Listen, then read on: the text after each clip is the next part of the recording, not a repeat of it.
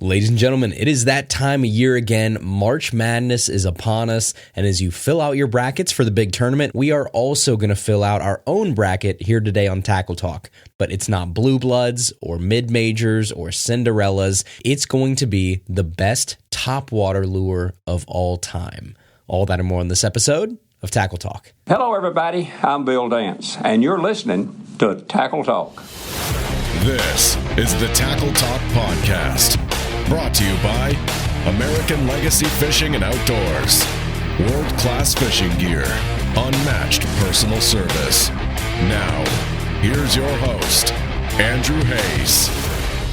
Hey everybody, welcome back to another episode of the Tackle Talk Podcast. As always, we are brought to you by American Legacy Fishing and Outdoors. And right now, you can head over to the American Legacy website. They have all kinds of stuff going on. First, you'll notice the website looks a little different. It is cleaner. It is faster. They did a great job updating this website so your customer experience is top-notch. They did a great job with that. But over on the website right now, you can pre-order the Shimano Outlier swim bait rods that are coming out that are more of like a Shimano X Pride version, but for swim baits. Really cool looking rods. They have their trade-in program over there. If you have some gear laying around that you want to trade in to get funds to use to buy new gear that you actually want, you can go take care of that over on the website. They have the brand new Rapala Jowler 127s up on the website. They have Z-Man Elite Evo tungsten chatterbaits. They updated their rod and reel selection for their used gear that you can go check out. A great selection over there right now on the website, and so much more. All of that from the great folks over to American Legacy Fishing and Outdoors. And when you go over there and shop, you can use code TACKLETALK5. That's code TACKLETALK5. That is a stackable code that you can use not only on regularly priced items, but also on sale items. So take an extra 5% off on us here on Tackle Talk just for listening to the show. We appreciate you guys. We want to pass along savings to you every chance we can. The boys over at American Legacy help us do that. They're great folks right here in the Midwest that care about you and want to make sure you have the best experience ever ordering your fishing gear. So go check them out. Again, www.americanlegacyfishing.com and use code TACKLETALK5. Okay, folks, first things first, if I sound a little under the weather here right now, or if my voice cracks or whatever during this whole thing, it's because I am fighting off something. We are fighting the good fight. We're going to get through this episode, though, but apologies if I do not sound like I normally do. So bear with us here. I hope it's not too bad, but I do want to get this episode in here for you. Again, we don't miss episodes. If I'm sick, like I am right now, too bad. Suck it up. We have an episode to get through, and we will always make sure this episode is here for you on Tuesday. So first and foremost, apologies for the voice here. Okay, the first real thing we have here today, if you are listening to this within, I would say, a day or two of when this episode was released, then I am likely on a plane right now or in an airport traveling to Fort Worth, Texas for the 55th annual Bassmaster Classic. Now, I'm going to be pretty upfront and honest with you guys on this. This Bassmaster Classic is going to look a lot different for me compared to the past few classics where I've got to go down on my own time, really soak in the expo and the weigh-in and the media day and all of that and report back to you all so that you kind of get that fly-on-the-wall experience from being behind the scenes and being able to hear, the anglers' press conference for the Super 6 and all that kind of stuff. That's usually what we do for the Bassmaster Classic, at least the past couple years. This year is going to be a little different. Now, that's about all I can say at the moment because during the week or in future weeks, we will be able to hop back on the show here and it'll probably make a lot more sense as time goes on. But I want to let you guys know ahead of time that we probably won't have our normal Bassmaster Classic episode recap next week because, like I said, this year's going to look a little different for me. And with travel, and I think I'm scheduled to get back here in Ohio late Monday night, maybe Tuesday, so I probably won't be able to turn around a new episode for you all in time for your normal Tuesday upload. So I think the plan is right now anyway, I'm probably going to have an episode locked and loaded for that Tuesday, whether that's something that I record before I leave or something that I record, in my hotel room or whatever it is. I will have something for you to listen to on Tuesday. I'm just not 100% sure what that will be right now because, again, there's a lot of stuff up in the air on timing and what I will and won't be able to do in the next couple days. But I promise you, whether it is on Tuesday or the next Tuesday, we will have a full recap of everything from Texas, the new baits, some behind the scenes stuff, maybe even a special special guest or two to really help us break it all down and put together a really rock solid recap of the entire Bassmaster Classic for you. I just don't think that's going to be on Tuesday. And like I said, this will all make a lot more sense as the week goes on and you guys start to see some stuff maybe come out. So that's the plan right now. Again, I just want to keep you all in the loop. I know Tuesday is important to you. I know Tackle Talk is important to you. It's part of your weekly routine. And I just want to let you know what you can expect next week. There will be a Tackle Talk episode, just not quite sure what that will be at the moment. Okay, everybody, we're going to waste no time here. You heard it in today's intro teaser. Back for, I think, our 4th or 5th year in a row here is our March Madness Bracket Showdown. Now, this is fun because it's that time of year where everyone is eagerly filling out their brackets for the NCAA tournament. And each year we also construct our own bracket, but something that is in some way, shape, or form a lot more fishing related. And then we get to have a little healthy debate on our own personal favorites and which item should advance and which item should go to the next round, ultimately being crowned our champion here. So it always stirs up a little bit of controversy, obviously, because that is the nature of a true bracket. You have to make some tough choices. You can't just say, oh, I want to pick both, or they both have their place, or, well, this one, but sometimes that one. You can't do that with brackets like we do a lot of times when people talk about fishing stuff. We kind of talk out of both sides of our mouth sometimes because a lot of times there's no true right or wrong answer. With a bracket, you got to pick one. So there's no wishy-washy opinions here. You ultimately have to just pick something and own it and move it on to the next round. So in the past, we've done this with like specific jerk baits where I think the Lucky Craft Pointer won that one. We've done it with overall brands of fishing line. I think Sunline won that back in the day. We've done different types of soft plastics and all kinds of stuff. But today, we're going to dive into the wonderful world of topwater and specifically a bracket of the top 8 types of topwater lures.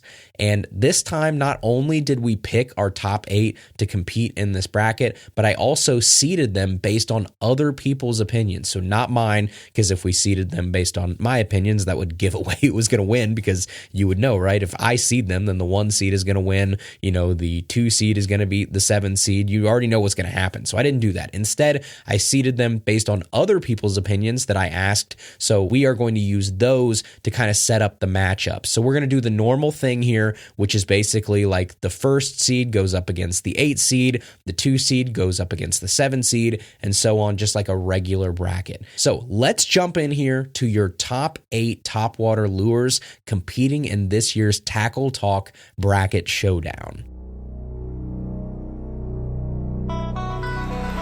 Ladies and gentlemen, coming in at your number 8 seed, the underdog, squeaking into your top 8, often forgotten, but don't count him out, it's the soft plastic toad. Up next, your 7 seed. This next competitor doesn't need Red Bull because he's already got wings. We don't know if it's a bird or a shad. All we know is it catches fish. It is the wacky flapper himself. Give it up for the crawler. Next, straight out of your grandpa's tackle box that's been sitting in your garage for 10 years, a tried and true bait that has inspired many after it. 1 blade or 2, old or new, your 6 seed, the prop bait. Speaking of baits that it may have inspired, in a league all its own with an obnoxiously loud sound and an even louder fan base, your 5th seed belongs to none other than the plopper. 4 down, 4 to go, coming in at your number 4 seed. Lock up your pooches because if a dog needs walking, he'll do it. 3 inches, 4 inches, 5 inches. Size doesn't matter, it's how you work it. Halloween may be in October, but it's always spooky season. Give it up for the spook. Next up, you can hear him from a mile away, clicking, clacking, squeaking, chopping. Subtlety is not his specialty. He's a power fisherman's dream. Your number 3 seed, the buzzbait. In the number 2 seed position, a bait that draws more fish than Bob Ross, chugs like Thomas the Tank Engine, and throws more water than a 6-year-old at the public pool. From hula to pencil to finesse, he wears many hats. Give it up for the Popper. And your number 1 seed, as voted on by our extremely selective polling process, who has 2 legs, no arms, and enjoys a hot stovetop bath to relax. This amphibian's so nice he'll hook you twice. Your number 1 seed, the hollow body frog.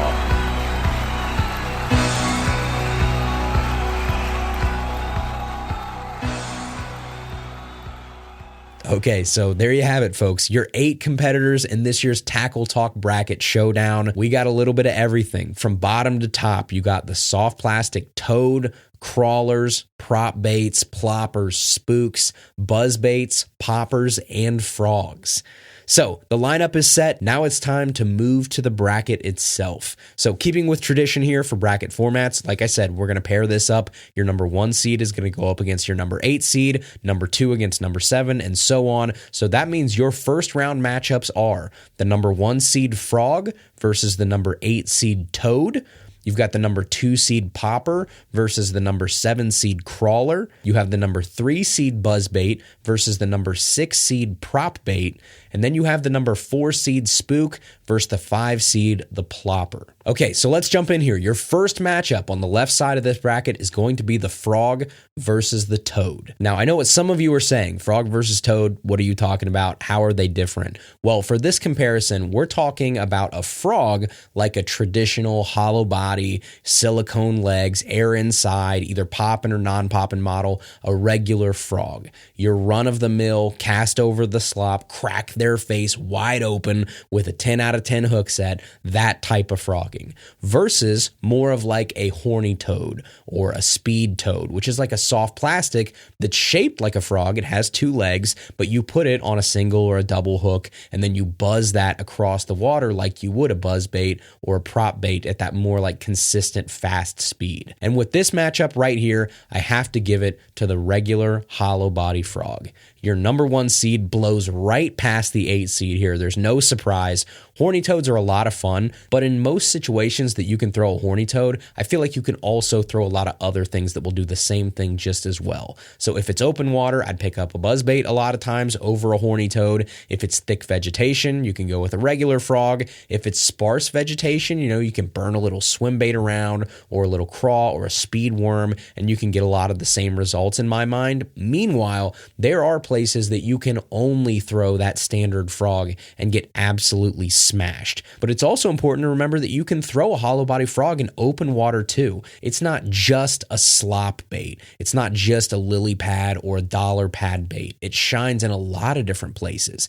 And in the summertime, I think it might be the top bait to have, period. Definitely top 3. I think in the summertime, you should have a frog with you, no questions asked. Plus, what's more exciting than throwing a frog over some weeds, watching a largemouth come up and just vacuum suction or smash that frog through the vegetation, feeling that rush of that happening, waiting a few seconds, and then hearing that 65-pound braid as it comes through the air just crack like a whip as it hits its limits on that hook set, and you feel nothing but weight and head shakes at the end of that line. It's the best. It's big rods, fast reels, heavy braid, and massive hook sets. What more could you want? That is bass fishing in a nutshell. So this is an easy one for me. The regular hollow body frog moves on to your second round past the toad. Okay, next up on this side of the bracket, we have the number 4 seed spook versus the number 5 seed plopper. So this one's a little bit tougher than it sounds, because I would bet that for a lot of you out there listening, if we're going to be honest with ourselves and we're in the trust tree here, I bet there are a lot of listeners who have caught more fish on a whopper plopper or a chopo or one of those type of baits than you have caught on a traditional spook. So I get that. I understand, and I want to acknowledge that first and foremost, that over the past, 5 to 7 years, the Whopper Plopper or baits like it have arguably been the most popular topwater bait on the market for a few simple reasons. I think one is they are probably the easiest topwater bait to throw. You cast and you reel, and there's not a whole lot else to it here. Cast and reel, chuck and wind, cover water. You can vary your speeds a little bit. You can pulse them if you want to. But at the end of the day, a Whopper Plopper type lure is just a very plug and play type bait. Not a lot of nuance, just chuck and wind. And that's what's really appealing to a lot of people. But number two, because it was also so new and so novel for a while that fish just went nuts for it. When it was first getting popular, it was just a topwater lure and a sound that those fish really hadn't seen much before, and they were just fish catching machines. But, because the Whopper Plopper is so unique and so distinct, I personally think that it's losing its effectiveness slowly but surely. I've seen it here firsthand. Fish have gotten a little bit more conditioned to that plopper sound and that plopper action. Will they still hit it? Yeah, they'll still hit it. You'll still have great days on it, but they don't seem to come just unglued for that thing like they used to when it first came out. You also have the rolling issues that a lot of ploppers have at some point. So there are just pluses and minuses here for sure with ploppers, but it faces off against the spook, the bait that is a tried and true fish drawing machine. But it's also not quite as cool. It's not the new kid on the block, and it's a little bit more old school to some anglers. The plus sides of a spook, I think a spook might just be the topwater bait that I can get fish to come up for or track down from the farthest distance away. Drawing power really is the name of the game with spooks. I feel like in deeper water, so like say you're in 10 foot of water and there's a brush pile down there and you really want to try and draw those fish up. If I want something that can go over that 10 foot of water and have a chance of having those fish notice and come up and try and commit to that, I feel like a spook gives me the best chance to do that of almost any other topwater bait that I can find. For some reason, it is so good at drawing fish from deeper water. And I think that it's got to be just the cadence of that spook, that sort of like rhythmic yet slightly irregular back and forth, the walking motion and that sound that just gets them. I know there have been studies that have been done that say the irregularity of that pattern is what really draws a lot of fish to commit to something like that. It just said basically that they prefer slightly irregular sounds and more erratic sounds than they do deep, constant sounds. So that is a nod in the spook's corner, because even if you are trying to work it bam, bam, bam, bam, back and forth, there are little differences in your cadence. We're human. It is not a complete perfect tempo that you're working that spook at. And you can be a little bit more irregular with it if you really want to. You know, you go boom, boom, boom, boom, boom, boom, boom, right? You can do some different things with a spook and still walk it back and forth fine. You do not have to have that constant metronome-like tempo to it. And I think fish appreciate that variation that you have in that cadence a little bit. So where a Whopper Plopper or a buzzbait or a horny toad, those things are like straight retrieve baits that have a little bit more constant sound. A spook seems like it can be constant enough to be predictable in its motion and its tracking for those fish, but irregular enough to appeal to that side of a fish as well. But a spook is also a little bit tougher to work than a lot of your other baits on this list. And I think that intimidates some anglers a little bit, especially newer anglers. But I have to tell you, it's worth mastering. And it's also not that hard to master. Watching someone walk a spook for the first time, it looks a lot harder than it really is. The way that spook is shaped, as long as you're keeping a somewhat, cadence to it, any halfway decent spook should walk back and forth with ease as long as you're working it on slack line. So who do we go with here? The newer, flashier, more popular choice of today's younger anglers, the plopper, or the tried and true walk the dog action of a spook? I'm going to give this matchup to the spook. I have to. If you made me pick one of these baits for the rest of my life, I'm going to take a Zara spook over a Chapo 10 times out of 10. Okay, that brings us halfway through the first round here. Our next matchup on the other side of the bracket is going to be the number 3 seed buzzbait versus the number 6 seed prop bait. Now, I can already hear you guys in your car or wherever you are right now saying, but Andrew, you've called a whopper plopper a prop bait in the past. How is it on here twice?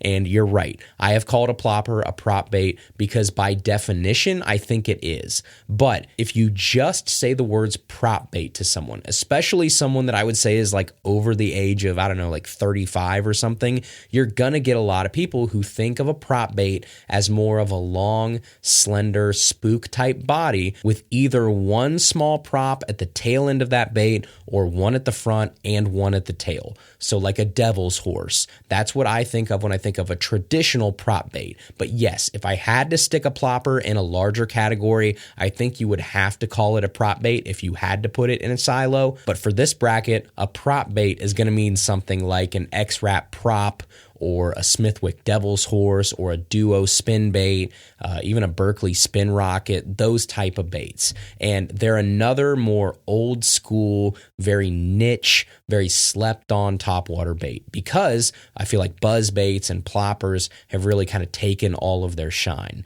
But you'll see some like tournaments down in Florida certain times a year where the only thing they're biting is like a traditional Devil's Horse. Or you'll see it, these weird quirks throughout the country where they just get on these crazy like kind of dual prop bait Devil's Horse, X prop type bites. But your challenger here is a big dog in the bass topwater fishing sector.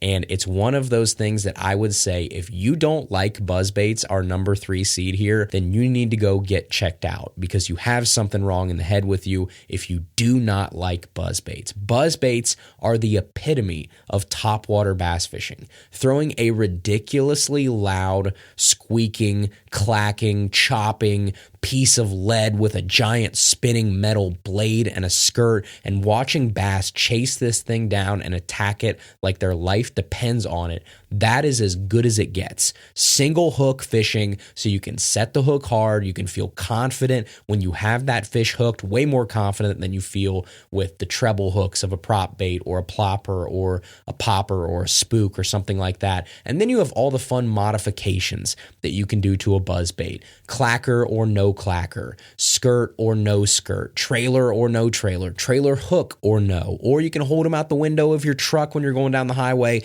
and break them in the wind so they squeak more. You can crimp that little, metal collar on there to make them squeal when you throw them. The sky's really the limit on what you can do with a buzzbait to customize it and make it your own. And I really enjoy that part of it. So I'm sure you guys can tell where I'm going to go with this one. Prop baits are cool, but the buzzbait takes this matchup easily. Buzzbait moves on to the semifinals. And our last first round matchup here is going to be the number 2 seed popper versus the number 7 seed crawler. Now, if you've listened to the show for half a second, you know where I'm going to go with this matchup, so I'm not even going to try and make this the least bit dramatic or draw it out or but actually the crawler, blah, blah, blah. I'm not going to do that because you guys already know how much I love poppers. Poppers hold a very special place in my heart because they are just a jack of all trades. With a popper, I can cover water with a fast retrieve, or I can slow it down and I can work that popper in place and really milk one spot for a long time and keep this bait in the strike zone almost longer than any other topwater bait out there. I can walk a popper, I can chug a popper, I can really work it to actually throw water, or I can give it more finesse pops if you're around more pressured or skittish fish. I just love to throw poppers. And unlike some of the other baits on this list where I feel like the fish hit right away, within the first few twitches or something when it hits the surface, a popper is a bait that oftentimes gets followed or fish think about it for a second or two before committing. So it is a bait that you can get hit at the beginning, middle, or even end of your cast, and it keeps you on your toes the entire time. You can't let your guard down, and that anticipation the entire way through the cast from the time it hits the water until the time it gets back to the boat or back to the shore is what makes topwater fishing fun for me. I love that just kind of tension an anticipation of waiting for that bite. And again, with a popper, it can come at any point during that cast. But I want to give the crawler its flowers here for a second too. A crawler like the Pro Creeper or the, Head and Crazy Crawler, Jackal Pompadour, even all the way up to a Megabass Eye-Wing, these are all the baits that have like those two flaps off the sides. A lot of times they're metal. They almost look like wings, and then they extend out from that bait. They're usually hinged a little bit, and they point toward the head of the bait,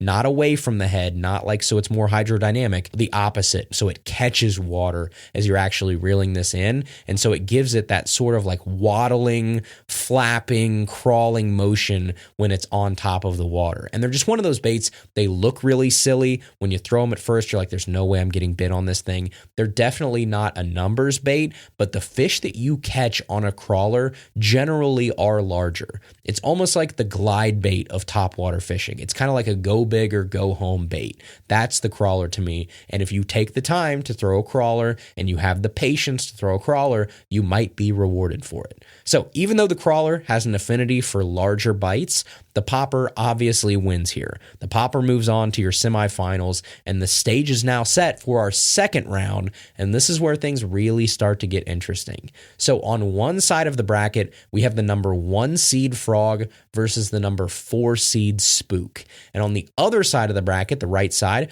we have the number 2 seed popper versus the number 3 seed, the buzzbait. So let's start here with frog versus spook. These are both the frog and the spook and the buzzbait and the popper. These are two matchups that are borderline impossible because they all have such a fond place in my heart. So I'm going to try really hard to separate these the best I can. A frog is maybe the most fun thing you can do fishing. I don't know. I mean, it's definitely up there. It is the 4x4 of fishing, the off-road fishing. You're talking weeds, grass, beefy gear, really just sort of hand-to-hand combat in slop, brute strength, horsing fish in. You have that side of things with the frog. On the other side, you have the spook, which is a little bit more finessey. It's still kind of power fishing compared to some other things, but a little bit more finessey than a frog. But like I said, a bait that I think in this top 8 that we made here really has the most drawing power and pure attraction for fish. So this might surprise you guys a little bit because the frog was the number 1 seed here, this whole bracket, but I'm going to go with the spook. So we now have our first big upset of this bracket. The number 4 seed spook takes down the number 1 seed frog. And here's why. One word: multi-species. A frog is awesome for largemouth. Now, you can catch smallmouth on frogs. I'm sure you can. They will try and eat it, but it's much harder to actually hook those fish. Smallmouths obviously have smaller mouths, and it is hard for them to get that full frog in their mouth far enough to get those hooks. So you're going to get a ton of short strikes if you've ever gone out and tried to throw, a frog around a big population of smallmouth. It is just the most frustrating thing in the world. You will get hit, but you won't catch very many of them compared to fishing for largemouth. Meanwhile, you have the spook, which is an equal opportunity fish catcher. Doesn't matter what species it is. It can be largemouth, smallmouth, spotted bass, hybrid bass. Doesn't matter. A spook will catch them all. So for that reason alone, it is moving on to the finals on the left side of our bracket. The spook moves on. Okay, and then on the right side of our bracket, that takes us to another powerhouse matchup here. You have the number 2 seed popper versus the number 3 seed buzzbait. And again, an impossible matchup here because, who wants to pick between a popper and a buzzbait? Why not both? If I want to cover water and the fish are super active, I want a buzzbait. If I want to slow down or I want to fish very particular pockets or cover or certain spots, I want to go with a popper. They complement each other so well. I wish I could take both of them on to the finals. But given the choice here, the way that the card's laid out, these two face off in the semifinals, and as much as I absolutely love busting fish on a buzzbait, that rush that you get for those primal strikes on that buzzbait, I have to go with the popper. For decades, for generations, the popper from the days of Arbogast and the hula popper back in 1941 to present day 2025, the popper has been catching fish across the country in any situation. I just think it's a little bit more versatile than the buzzbait, which is why it's going to get the nod for me here, and the popper is going to move on to the finals. And that, ladies and gentlemen, takes us to the main event here. Your final showdown for all the marbles. We have the number 4 seed Spook versus the number 2 seed Popper in our finals of this bracket showdown. And right now, as I sit here and think about this, I am having, I guess, what I would call a battle between like my brain and my heart, because my heart tells me to take the Popper. And I think it's just because of the personal success and the soft spot for me personally that the Popper holds. In spring, summer, and fall, I can promise you one of my rods has a Popper on it. They're tied on all the time. Ask any of my friends. I am, I guess, what I would call a Popper aficionado for sure. I absolutely love Poppers. You won't catch me without one. But my brain tells me to take the Spook, for the simple fact that I feel like for most people listening to this episode, in most places in the country, in most situations, the Spook will likely outperform the Popper.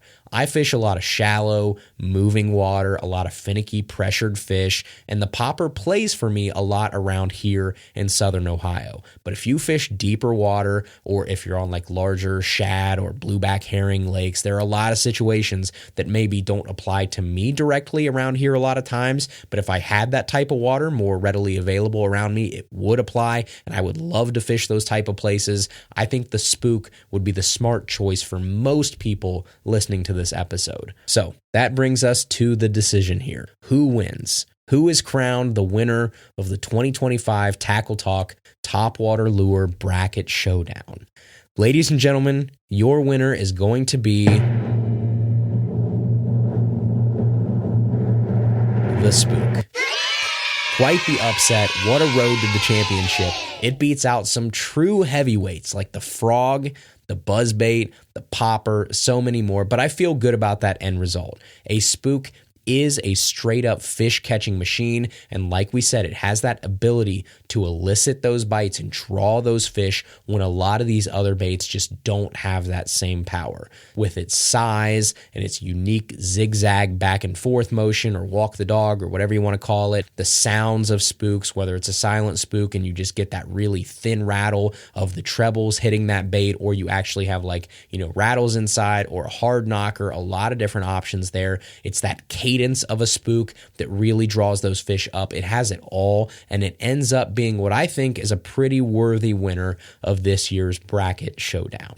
So what do you guys think? Do you agree? Do you disagree? Let me know. Shoot me a DM, leave a comment, shoot us an email. I would love to hear your thoughts on what lure you feel like should have won this bracket showdown for the best topwater lure of all time. All right, everybody, that is today's episode. Again, next week is the Bassmaster Classic. I can't quite tell you why we won't be doing our normal Bassmaster Classic episode next week, but you will all find out in due time. But this should be a pretty cool deal coming up. I've kept this under wraps for a long time, but we'll finally be able to talk about it here pretty soon. You guys will see that for yourself here in the next week or so. But until then, I hope you guys all enjoy yourselves. Safe travels. If you are going to the Bassmaster Classic, I may see some of you there. Have fun, buy some cool baits, meet some cool people, and soak in the best week of the year for bass fishing fans. But until next week, please subscribe on Apple Podcasts, Spotify, iHeart, Amazon, wherever you listen to podcasts. Do me a favor if you can, take like 10 seconds, leave us a 5-star review on Apple or Spotify. If you're on Apple, if you can write a written review,